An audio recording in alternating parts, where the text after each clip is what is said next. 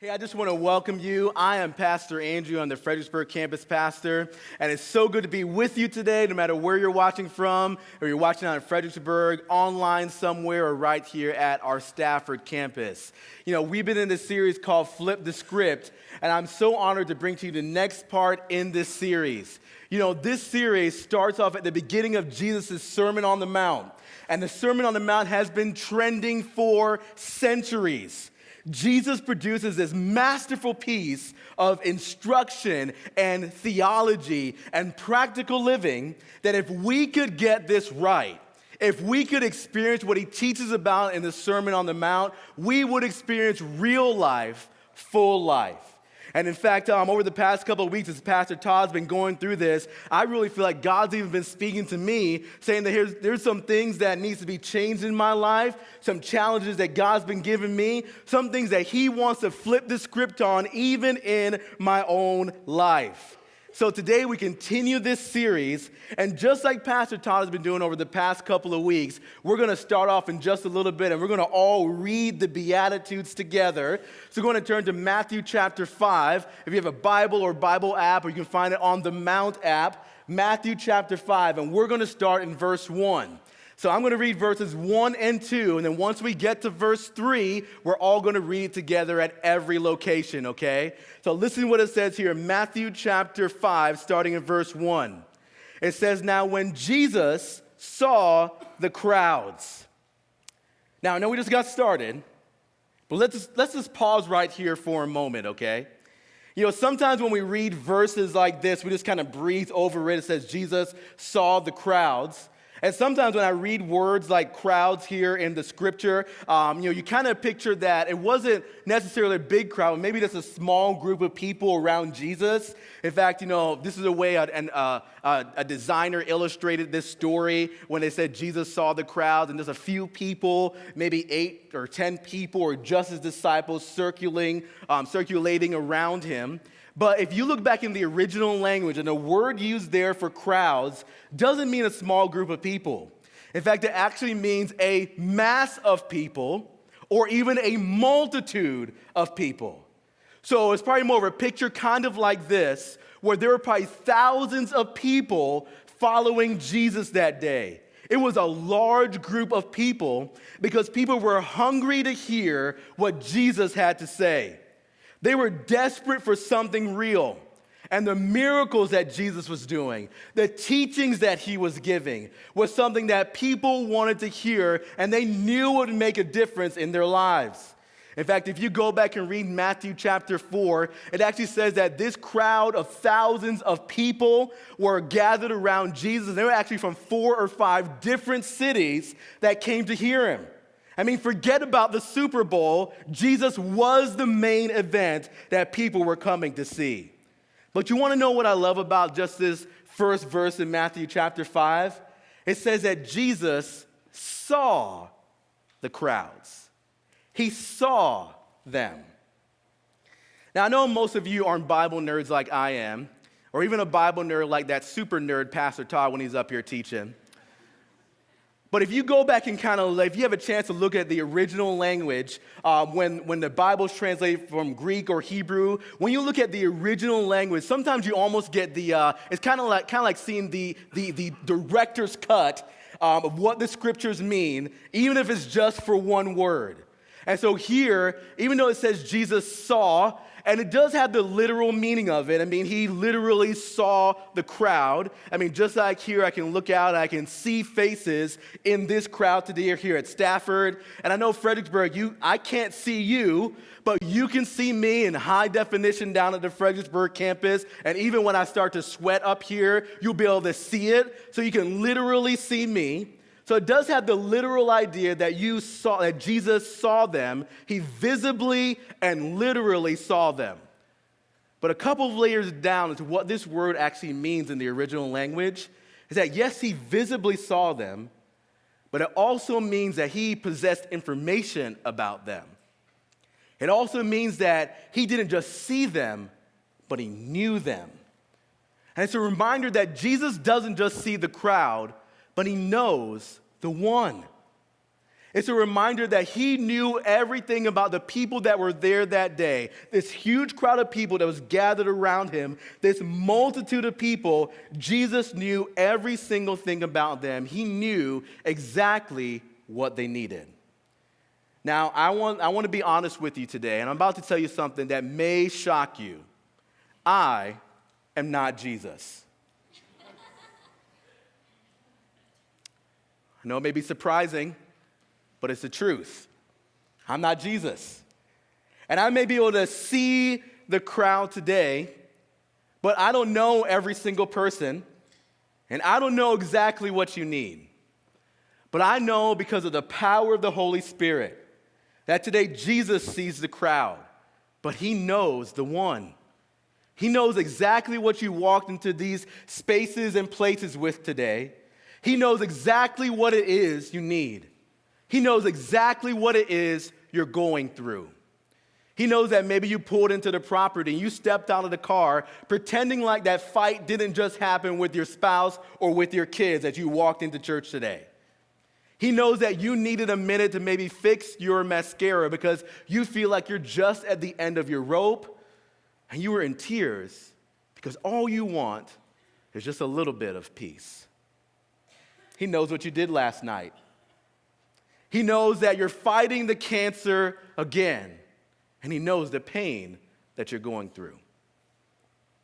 He knows that last week you were praying that you'll be pure in heart, like what we talked about, and you're hoping that last week would be the last time that you wrestled with that sin that you're praying for forgiveness for, but yet this week, again, you found yourself right in the middle of wrestling with that sin.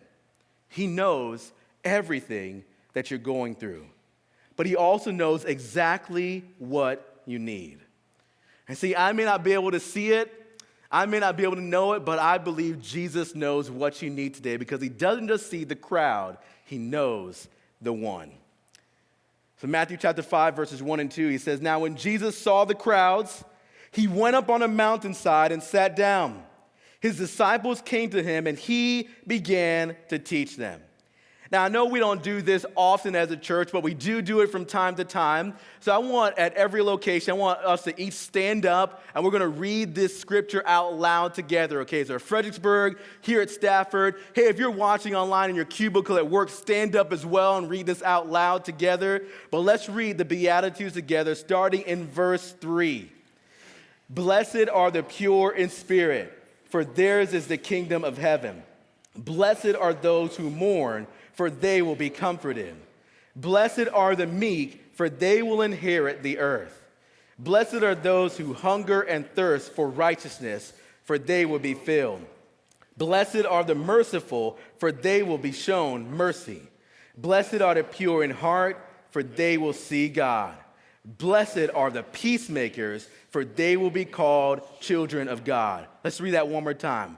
"Blessed are the peacemakers, for they will be called children of God."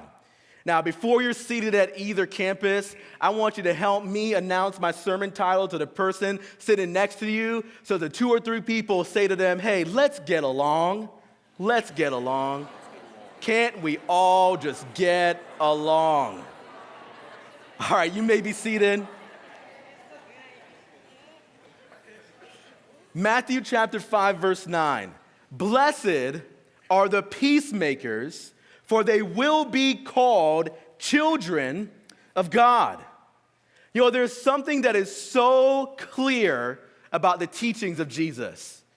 In fact, oftentimes there's something that is so simple about the teachings of Jesus.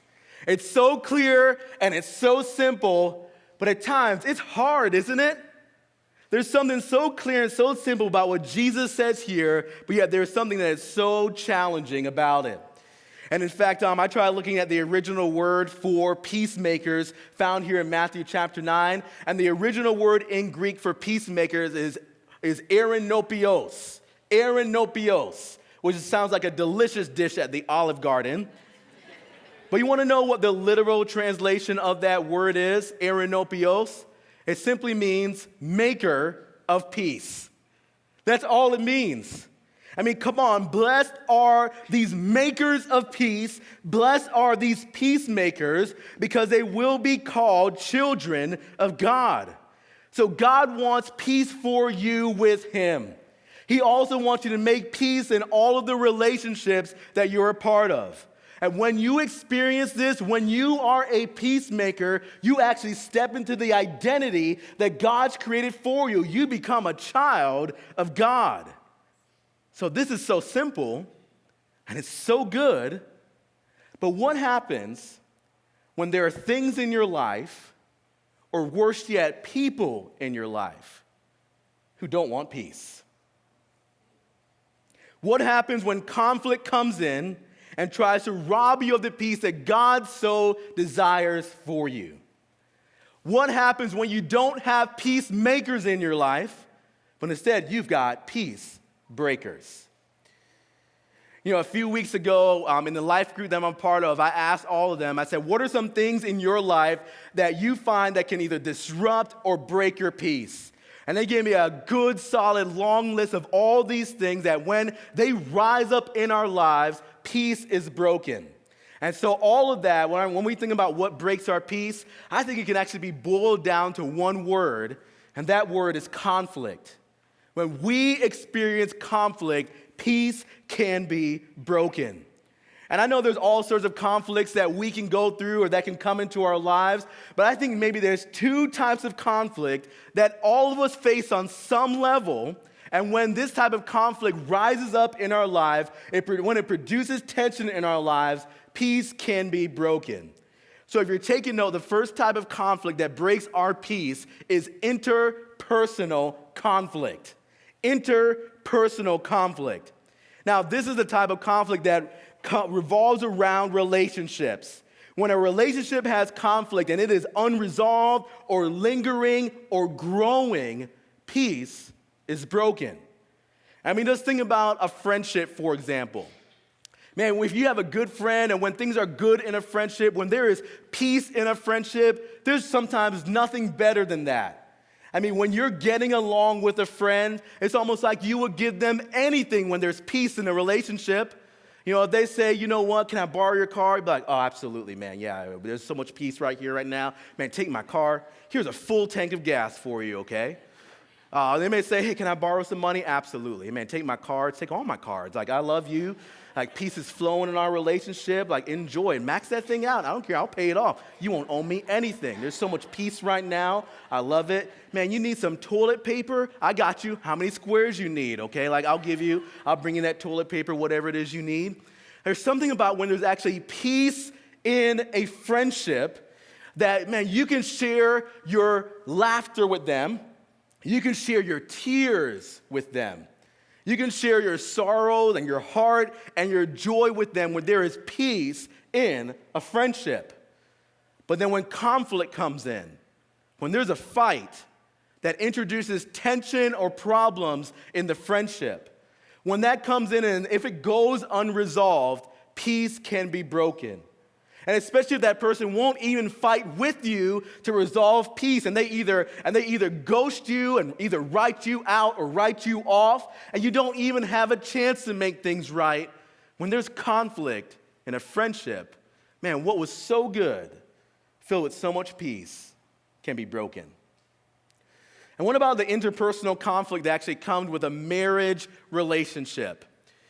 You know, there's something about when peace is in a marriage, it is all good, but then when conflict comes in, that peace is broken. In fact, over at Fredericksburg and here at Stafford, and how many of you guys are married? Raise your hand up. Okay, let's keep it up for a moment here. How many of you guys have fought who are married? Raise your other hand up right here. Now look at your spouse and just bow to them and just say you're sorry, like that right there. You know, again, when you're in a marriage relationship, and maybe this even happens more before when you're just dating, it seems like everything really is all love and is all peace when you're just dating and you're just getting along all the time. It's like nothing can go wrong. In fact, you know, not only that, when you're first just dating, you're even militant about making sure you don't miss Valentine's Day. But then something happens. Conflict comes in, especially after you exchange vows, and something about that first year of marriage where what was nothing but peace and love and getting along, all of a sudden it seems like two cats who just met each other. I can remember when I was a kid, my parents taught me the right way to wash dishes, okay? They taught me the right way to wash dishes. And this is what they taught me. They taught me when you go to wash a dish, what you do is you get a sponge, okay? You wet that sponge with water, and then you take some soap and you make sure that you lather up that sponge with a good amount of soap. And then you take your dishes, okay? You take your dishes and you scrub that plate, that pot, that pan, those forks, knives. You scrub those things really good. You get up a good lather on every single item that you're washing. And then in between things, you re-soap it, you re-wet it, and you just keep scrubbing and getting every single ounce of food and dirt off of those pots, that pans, those plates, those dishes. And then once you're done doing that, you turn the water on as hot as you can make it. You turn the water on as hot as you can make it, and then you wash every single dish until all that soap, all that grime, all that grease is off of that plate until you can hear a squeak. You know, I'm not going to say how it goes. Until you can hear a squeak on the plate. I mean, it is literally squeaky clean. And then you take it, shake it off a little bit, and you put it in the drying rack that you have on the counter over here, okay? That is the right way to wash dishes. My wife and I, in our first year of marriage, and I don't know how many weeks it had been, but I was doing something holy like reading the Bible. And then after, I guess we forgot to maybe do the dishes from before, but she was over there washing dishes. And I remember seeing her, and I was just starting to observe her, what she was doing. And what she did was, she took water, and she put it in the sink. Then she took a little bit of soap, did that right there. And then she started to take the dishes, put them in the sink, like this. And then she would take the sponge and just kind of do this, and swirl it around, drip it off, and then put it over there. And after the first one, I was like, oh, you know, that's all right. Maybe she forgot. And then after she did the second or third one, I said to her, what are you doing? And she said, I'm washing dishes. And I said, no, you are not, okay? That is not the right way to wash dishes. I said, let me show you, okay? Give me that sponge, woman. I didn't say woman, but I said, give me that sponge and let me show you, okay? Like, this is the way you got to do it. Like, this is the proper way to wash dishes. And you can just imagine how a fight ensued. Conflict rose as we started to talk about each other's mothers for the next few minutes, okay? But isn't it crazy how even something so insignificant as washing dishes can produce this tension and conflict in our relationship? How something so small can produce this conflict between us.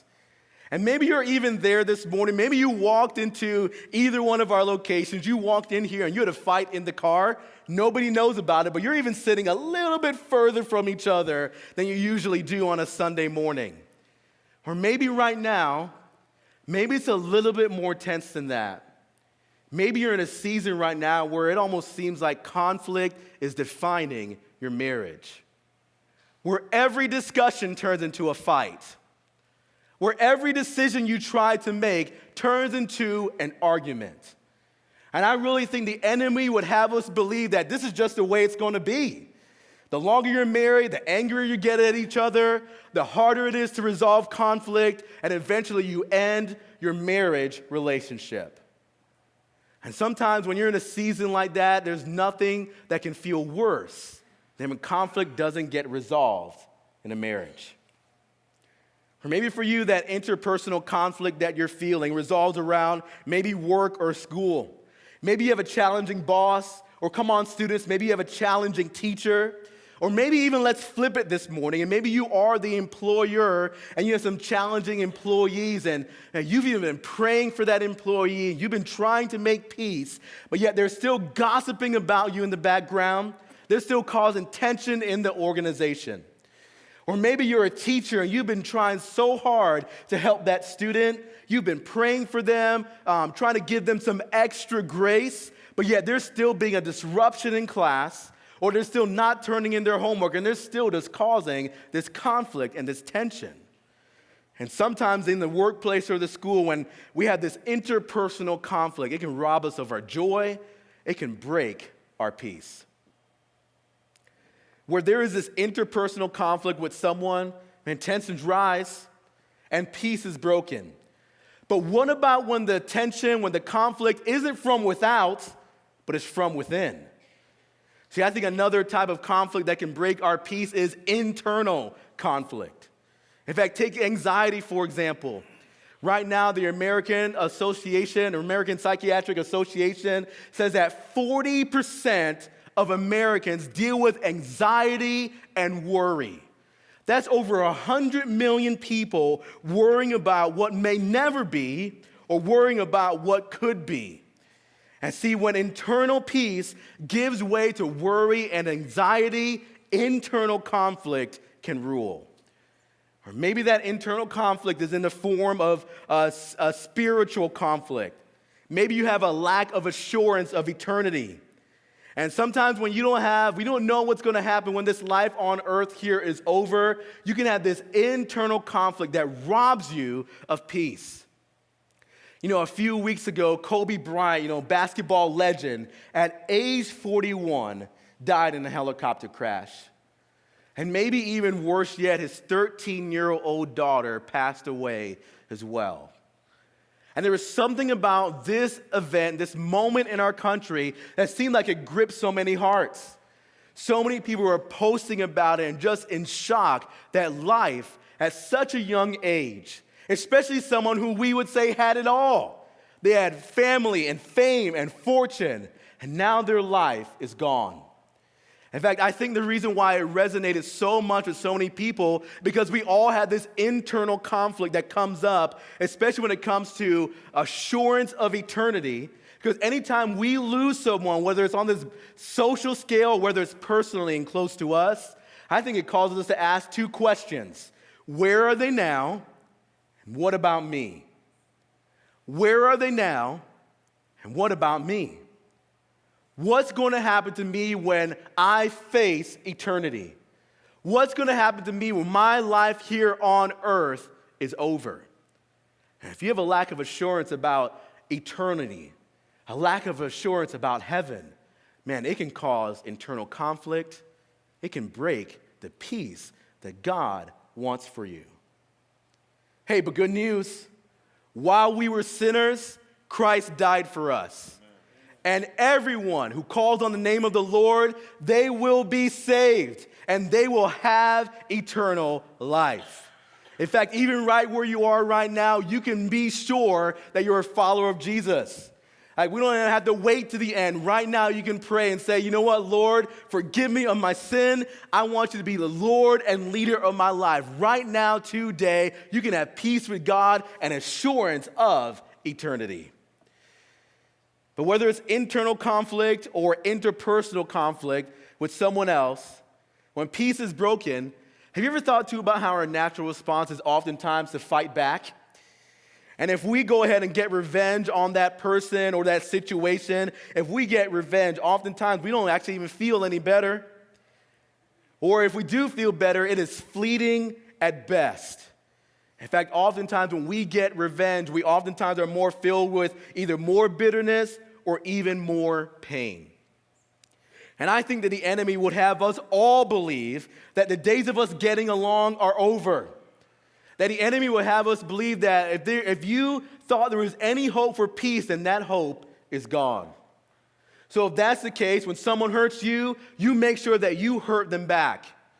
If that's the case, if someone inflicts pain on you, you make sure that they have just as much pain as you felt. And even for my passive-aggressive people, you want to avoid the situation or ghost somebody so hard that they even wish that they were never born.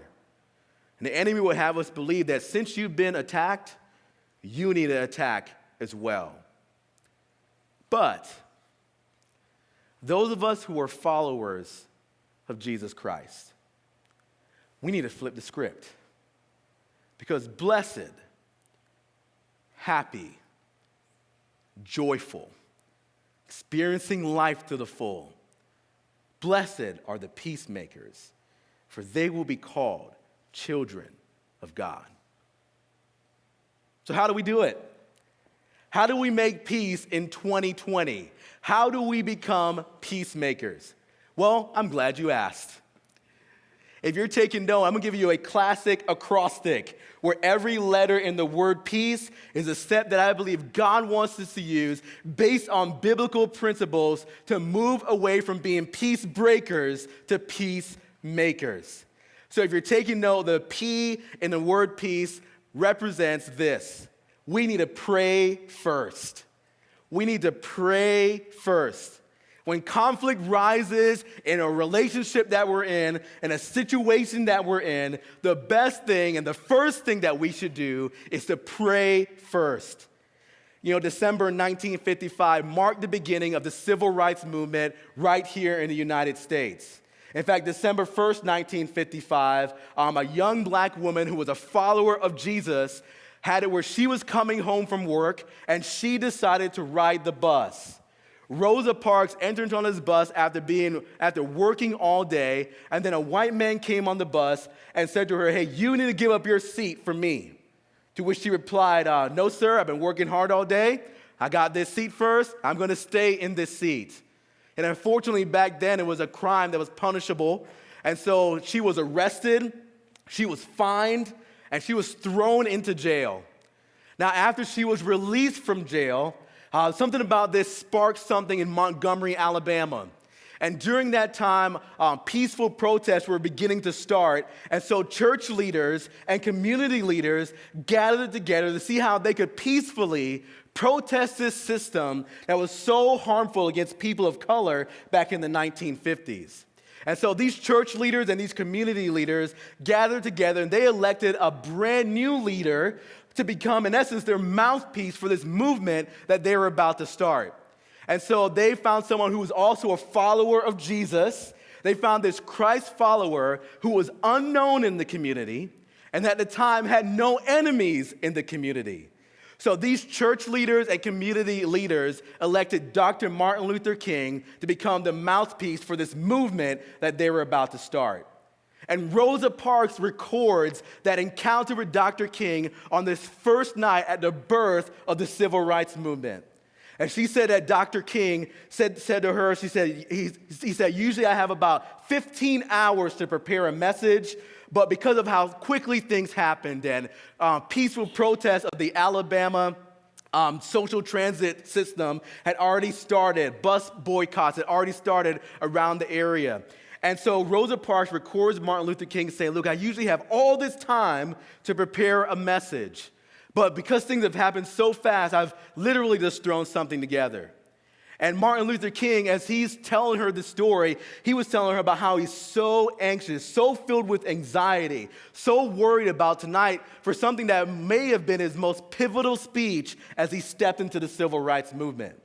But then Rosa Parks records that after Dr. Martin Luther King, maybe for those 3 to 5 minutes, talked about how anxious and how nervous he was, how he had this internal conflict, how he was about to step into this interpersonal conflict with racial tension and violence rising up in America, and even the conflict that he probably didn't even know was going to cost him his life. This peacemaker, you want to know what he did for the remaining time that he had? He didn't go run a lap. He didn't go drink a beer or smoke a cigarette or anything like that. What he decided to do for the remaining time he had left is that this peacemaker sought the peacemaker and he prayed. So the rest of the time he spent that time in prayer. And see, when it comes right down to it, and he would actually even go on to say that this is the peace that we are seeking. Not an old, negative, obnoxious peace, which is merely the absence of tension, but a positive, lasting peace, which is the presence of brotherhood and justice. And see, there's something about when you're about to step into a conflict or conflict is already there and tension is broken and peace is breaking, as quickly as you can, you need to bring Jesus back into the equation. In fact, listen to what it says here in Philippians chapter 4, verses 6 and 7. It says, do not be anxious about anything, but in every situation, by prayer and petition, with thanksgiving, present your requests to God. And the peace of God, which transcends all understanding, will guard your heart and your minds in Christ Jesus. And then in Matthew chapter 6, verse 33, which comes right after where we're at today in the Sermon on the Mount, Jesus earlier in the chapter teaches his disciples to pray, but not only that, he goes into this long diatribe about how we don't need to let this internal conflict of anxiety rule us. And he says this about praying first in Matthew 6:33. He says, but seek first his kingdom and his righteousness, and all these things will be given to you as well. Therefore, do not worry about tomorrow, for tomorrow will worry about itself. Each day has enough trouble of its own. So every time you experience peace breaking in your life, pause. Pray first. Let the Holy Spirit bring back in his power. Let the Holy Spirit bring back in his wisdom. Let the Holy Spirit bring back in his peace. But not only do we need to pray first, we also need to have our ears wide open. If we want to be peacemakers, we need to have our ears wide open. Listen to what the brother of Jesus says in James chapter 1, verse 19. He says, my dear brothers and sisters, take note of this. Everyone should be quick to listen, slow to speak, and slow to become angry. In fact, I've heard this verse said this way, that God gave you 2 ears and 1 mouth for a reason. But have you ever thought about how it is when it comes to conflict, how so many times one of the first things that we want to do is to talk back? We want to make sure that they know how we feel. We want to make sure that we get our defense out there. We want to make sure that we jump right to the solution. But there's so much power when we decide to slow down, have our ears wide open, and actually listen to what the other person is going through, to actually listen for what the truth is. Because how many know that sometimes you have some interpersonal conflict around you that's happening, that's breaking peace, but it's actually a result of an internal conflict that you may not have even known what that person is going through.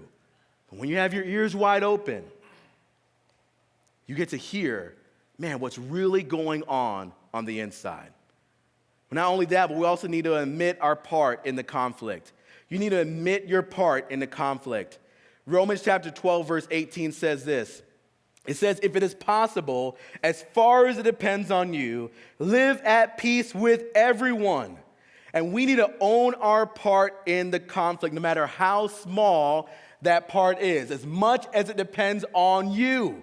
And so even if you were just 5% of the problem, you own and admit your part in the conflict. It could be that someone came to you with a problem and there was all this tension around it, and you either ignored them or didn't listen to them during the time. To begin to restore peace, one of the simplest things that you can do is say, you know what? I'm sorry I didn't listen well the first time. Would you please forgive me? I want to hear everything that you have to say. And I admit that I should have been doing that. I don't like it when people ignore me when they come to me with a situation or a problem. So please forgive me for not listening to you. And there's something about when we actually admit that we did something wrong, that peace can begin to flow and we become peacemakers. And can I just challenge you, church, to not apologize like a politician does, to say, you know what, I'm sorry if you were offended. I'm sorry if you got hurt by what I said. What you want to do is admit your part, even if it's something small. Even if you didn't listen in the right way or respond the right way, admit that part and watch peace begin to flow back into the relationship. But we also need to confront this conflict. Confront this conflict. Not every single other conflict that has happened in your relationship, but this one right now that's causing a breakage in peace. Listen to what Jesus said in Matthew chapter 18, verses 15 through 16. He says, if your brother or sister sins, go and point out their fault, singular. Go and point out their fault just between the two of you. And if they listen, you have won them over. But if they will not listen, then you take one or two others along so that every matter may be established by the testimony of 2 or 3 witnesses. There's something about when you are a peacemaker that you confront the conflict that is causing the breakage in peace. But oftentimes, conflict becomes a history lesson where you start telling people, well, you always do this, you never do this, or what about all these other things that you've been doing that's causing tension in our relationship? There's something so valuable about focusing on this one fault this time. What is the actual issue that's producing the breakage in peace? And see, I think sometimes, too, this is where we get confused between being a peacemaker and a peacekeeper. See, a peacekeeper would almost just rather let things kind of fall by the wayside. They would rather kind of tuck it under the rug, or they would rather ignore the conflict altogether because that's going to keep the peace. But man, a peacemaker is active. And they're willing, and I know it's hard, but they're willing to actually confront this conflict. And something about when you're a peacemaker in this way, a peacemaker knows that resolving this conflict is actually an opportunity for unity. So confront this conflict. And then the last letter in there, the E, means to engage in a plan to make it better. We need to engage in a plan to actually make it better. You know, my wife and I, after we had that situation with the dishes, we actually went to premarital counseling. And in the premarital counseling, because I can't remember if we had even fought. We didn't fight much, at least when we were dating, if we had even fought at all. But I remember in premarital counseling, they said, look, you are going to fight, so fight well. And all these principles that I'm teaching today, they had taught us, but in that moment, maybe it all went out the window.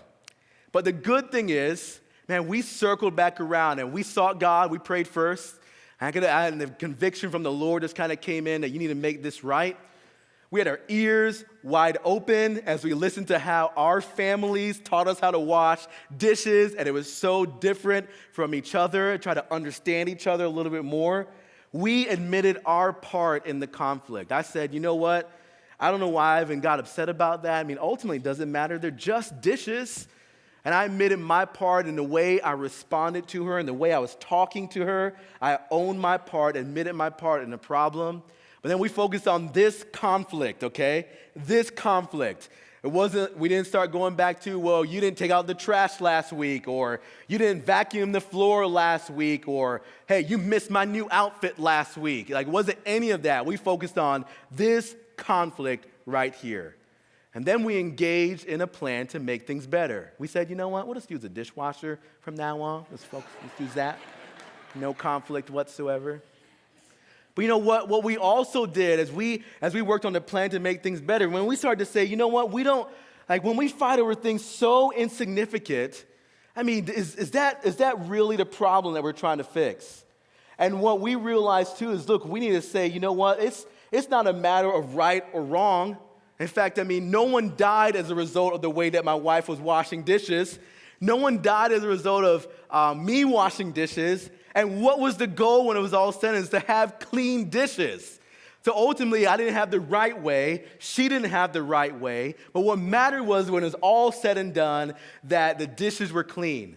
So our plan to make it better is to say to each other, you know what? When you're doing your chore or your task, it doesn't matter how you do it as long as it gets done, because there's not one way that's right or another way that's right.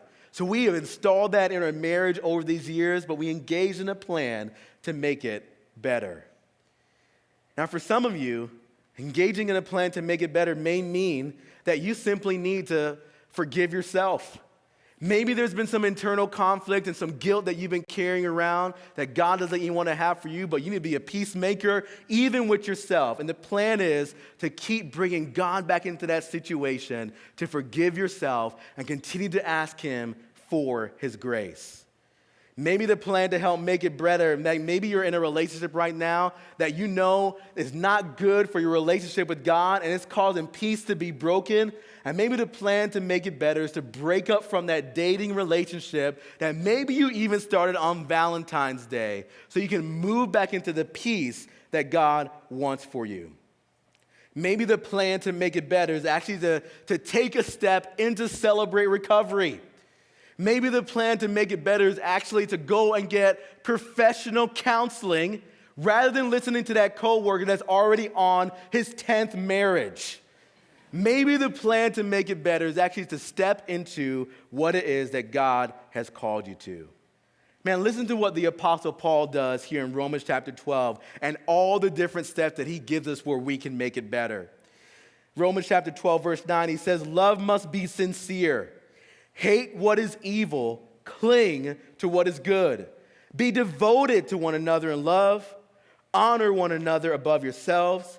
Never be lacking in zeal, but keep your spiritual fervor serving the Lord. Be joyful in hope, patient in affliction, faithful in prayer.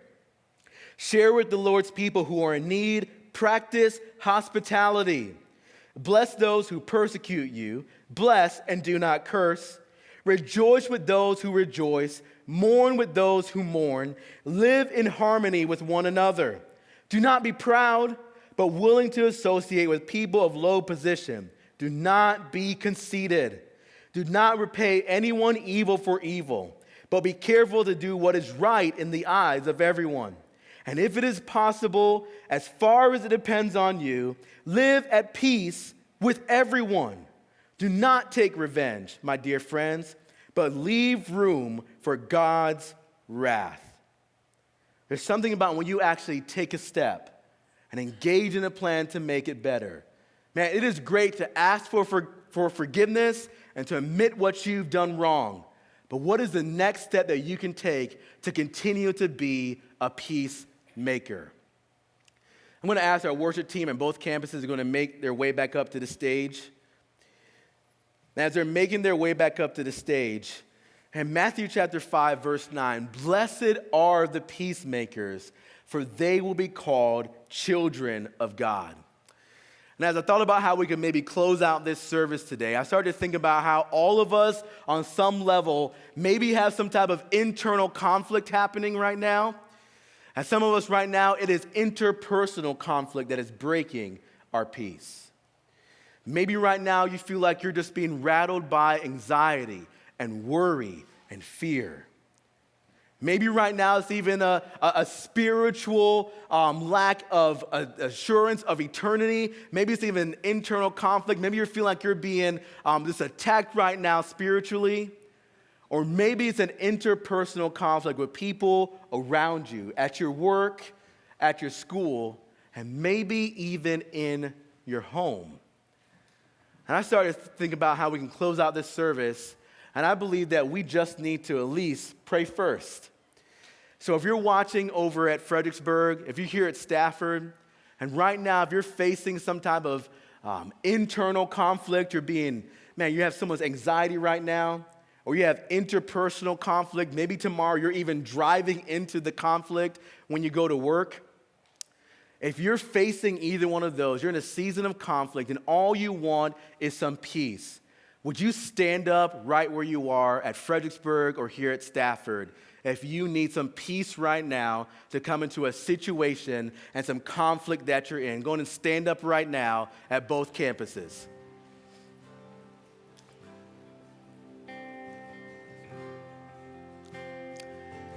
And I thought it would be so good that this morning that we be the church. Because blessed are the peacemakers. And so I want to ask you at both locations right now, if you see somebody stand up around you, I want you to gather around them and we're going to pray first, okay? So we're going to move toward those people now. If they're comfortable with it, just put a hand on their shoulder and start praying for them. Start praying that God would help them to have their ears wide open. Start praying that God would help them to confront this conflict. Start praying that God would help them to admit even their fault, even if it's something small. man, start praying that God would help them establish a plan to make things better. Pray that God would bring his peace into their lives.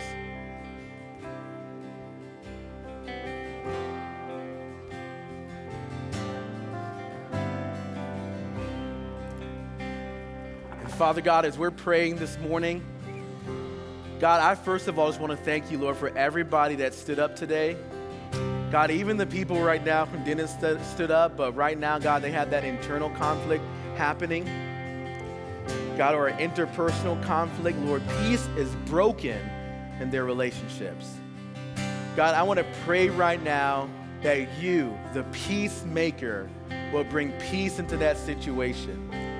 But I also pray for that person, God. I pray that you would have them have the courage, Lord, keep reminding them, Lord, they need to seek you first.